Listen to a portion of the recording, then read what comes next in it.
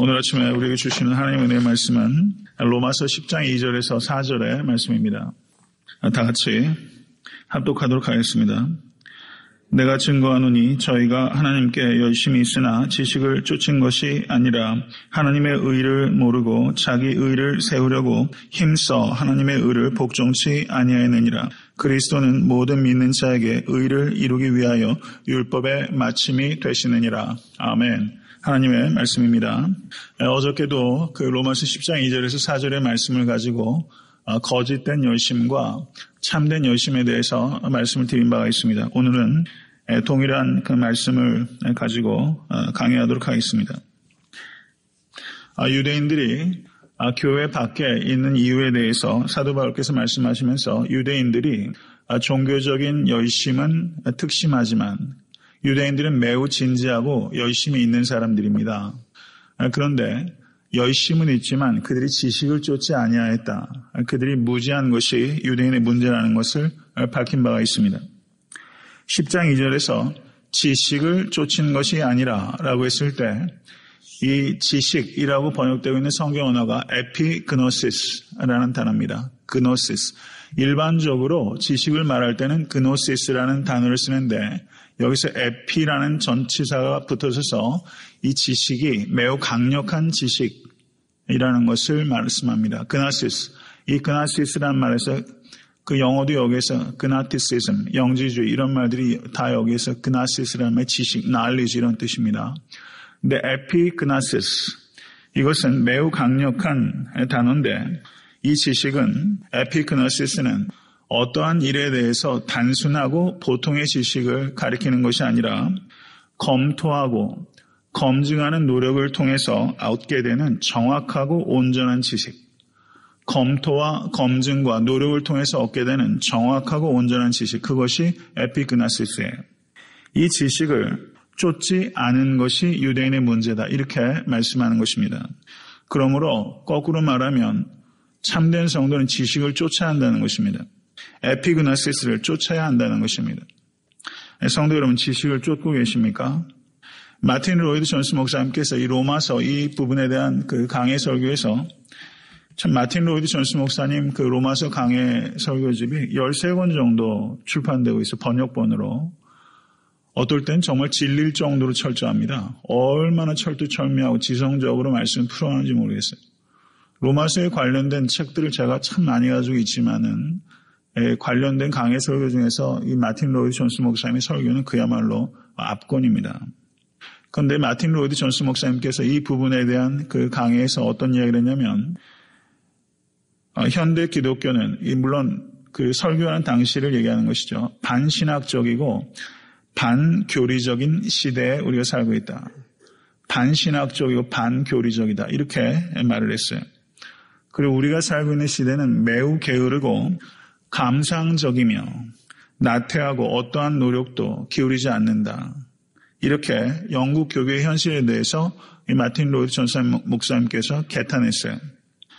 그리고 영미의 한 신학자는 이렇게 말했습니다. 북미 기독교는 3,000마일 너비에 깊이는 반인치에 불과하다. 이 북미의 기독교, 제가 알기로는 J.I. 패커가 한 얘기입니다. 북미 기독교는 3,000마일 너비에 깊이는 반인치에 불과하다. 그리고 여러분 잘 아시는 리차드 포스터의 책은 좀 덜어 아마 읽으셨을 것이 생각이 됩니다. 이 리차드 포스터는 어떤 말을 했냐면 이 시대의 비극은 피상성의 비극이다. 이런 말을 했습니다. 피상성의 비극. 오늘날 절실히 필요한 사람은 똑똑한 사람이 아니라 깊이가 있는 사람이다. 이런 말을 표현했어요. 저는 이것을 깊이 생각해야 한다고 믿습니다. 에피그나시스, 이 지식은 검증하고 검토하고 노력을 통해서 얻게 되는 정확하고 온전한 지식이고 이 지식을 구해야 됩니다. 이것은 깊이 있는 신앙을 우리가 구해야 된다는 것입니다. 신앙은 넓이뿐만 아니라 깊이를 가져야 되는 것이고 이 시대에 특별히 필요한 것은 이 깊이 있는 신앙에 대한 필요입니다. 이것은 항상 그러했어요. 영국과 미국의 교회에서조차 깊이가 없는 신앙에 대해서 이 유선 목회자들이 개탄을 하고 질타를 했다면 이 한국 교회의 이 깊이는 말할 것이 못 되죠. 반인치가 뭡니까? 반인치라도 되겠다고 생각하십니까? 저는 그렇게 생각이 되진 않아요. 이것은 일단 목회자의 깊이가 너무나 얄팍한 데서 저는 기인한다고 생각합니다. 저에게도 항상 이게 씨름은 이 깊이예요. 근데 깊이가 들어가게 되면 이게 복잡해지는 것이 아니라 사실 깊이 들어가면 단순해지는 것 같습니다. 깊이 있고 단순해지는 이 구원에 관한 지식을 여러분들이 추구하실 수 있게 되길 주님의 간절히 축원합니다. 깊이를 추구하지 않으면 깊이를 얻을 수가 없어요. 깊이를 위해서 기도하시고 그 일을 위해서 노력하셔야 됩니다. 말씀을 주야로 상고하고 기독교 관련된 고전과 책들을 시간 되는 대로 좀 읽으셔야 됩니다. 그 이민생활 너무 바쁘고 분주하다고 해서 언제 책 읽을 틈이 있느냐 이렇게 생각하실 수 있죠. 맞아요. 맞습니다. 바빠요. 저희 집사람에도 제가 책 좀 읽으라고 좀 그래요. 그런데 밖에서 일하죠. 애새 키우죠. 사실 그런 얘기 하면서도 이게 참 쉽지 않겠다는 그 집사람이 엊그저께 제가 얘기를 했더니 그 막내 이제 출산이 앞두고 있잖아요. 한 걔가 한 3달 정도 될 때까지 좀 기다려달라고 저한테 얘기를 하더라고요. 그럴 수 있겠다. 그럴 수 있겠다 생각은 들어요. 성도님들의 형편도 다 비슷할 것이라 생각이 들어요. 그럼에도 불구하고 정말 시간을 잘 써서 하루에 15분이 됐든 20분이 됐든 성경을 묵상하고 영적 독서를 하셔야 돼요. 그렇지 않으면 어떻게 깊이를 얻습니까? 깊이를 얻는 것 자체가 목적이 아니라 깊이 있는 성경적인 지식을 가지고 하나님의 나라에 대한 지식과 영적인 지식을 가지고 그만큼 살기 위해서입니다. 깊이를 얻지 못하면 그만큼 살 수가 없어요. 피상적인 그리스도인이 돼서는 안 됩니다. 깊이를 얻지 못하면 우리가 누리는 기쁨은 매우 피상적인 기쁨에 머무르게 되고 우리가 하는 섬김은 매우 일관성이 없는 그냥 내 기분대로 하는 섬김이 되고 기본을 무시하고 기분대로 신앙생활을 하게끔 됩니다. 모쪼록 깊이를 얻으실 수 있게 간절히 바라요. 깊이를 얻기까지에는 훈련이 필요하고 그 훈련의 과정은 상당한 고통을 동반합니다. 자기 절제를 하지 않으면 깊이를 얻을 수 없습니다. 모쪼록 저도 이러한 일들에 더욱더 힘을 다하여 노력을 해야 될 것이고 우리 사랑하는 성도님들께서도 깊이 있는 에피그나시스 지식을 얻기 위해서 더욱더 기도하시고 추구하셔서 그 열매를 얻으실 수 있게 되기를 주님을 간절히 축원합니다. 성경은 구원에 대한 지식을 가르쳐주는 책이며 구원에 대한 지식을 가르쳐주는 유일한 책. 물론 성경을 풀어오는 많은 책들이 있지만요. 구원에 대한 책, 그리고 구원에 대해서 가르칠 뿐만 아니라 성화에 대해서 가르치고 있는 책입니다. 성경은 2가지 주제를 가르치고 있다고 볼 수 있어요. 구원과 성화에 대한 지식을 주는 책입니다. 성경을 사랑하실 수 있게 되길 바랍니다. 그래서 구원이 어떻게 시작이 되고 구원이 어떻게 이루어져 가고 구원이 어떻게 완성되는지 구원의 시작과 구원의 과정과 구원의 완성에 대해서 정확한 지식을 가져야 됩니다. 이 지식을 복음이라고 하는 것입니다. 이 복음을 단순하고 명확하게 알고 있어야지만 그 복음대로 살 수 있고 그리고 그 복음을 증거할 수 있는 것입니다. 내가 복음에 대해서 피상적으로 알거나 잘못된 지식을 가지고 있으면 살 수도 없고 그리고 복음을 자랑할 수도 없습니다. 이 복음에 대한 지식, 이 지식을 명확하게 알 수 있게 될 간절히 바라고 이 복음에 대한 지식은 곧 예수 그리스도에 대한 지식이고 또 더 간결하게 말하면 십자가에 대한 지식입니다. 이것을 우리가 기억할 수 있게 되길 간절히 바랍니다. 10장 2절을 3절을 보시면 10장 2절에서 이스라엘은 열심은 있으나 저들이 지식을 쫓지 않은 것이 이스라엘의 문제다라고 밝혔습니다. 그러면 이스라엘의 무지는 무엇인가? 그것이 10장 3절에 기록되어 있습니다. 하나님의 의를 모르고 자기 의를 세우려고 힘써 하나님의 의를 복종치 아니하였느니라. 이스라엘의 무지는 하나님 앞에 서기 위해서 자기 의를 세우려고 한 것입니다. 자기 의를 통해서 하나님 앞에 설 수 있다고 생각한 것이 이스라엘의 무지입니다. 하나님 앞에 자기 의를 가지고 설 수 있는 인간은 단 한 사람도 없습니다. 오직 예수 그리스도로 말미암아 우리에게 주어진 의가 아니고서는 한 사람도 거룩하신 하나님 앞에 설 수 없습니다.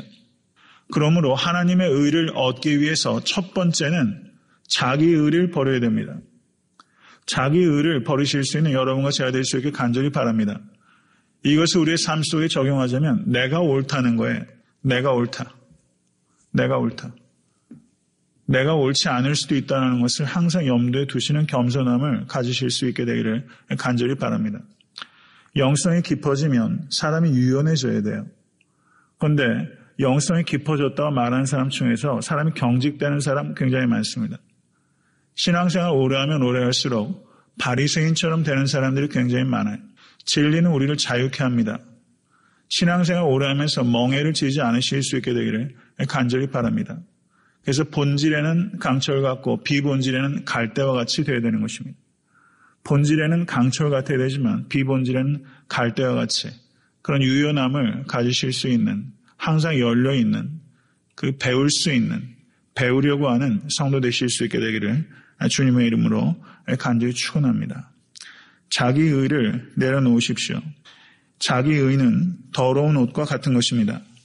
이사야서 64편 4장 6절에 대저 우리는 다 부정한 자 같아서 우리의 의는 다 더러운 옷 같으며 우리는 다 쇠폐함이 잎사귀 같으므로 우리의 죄악이 바람같이 우리를 몰아가나이다.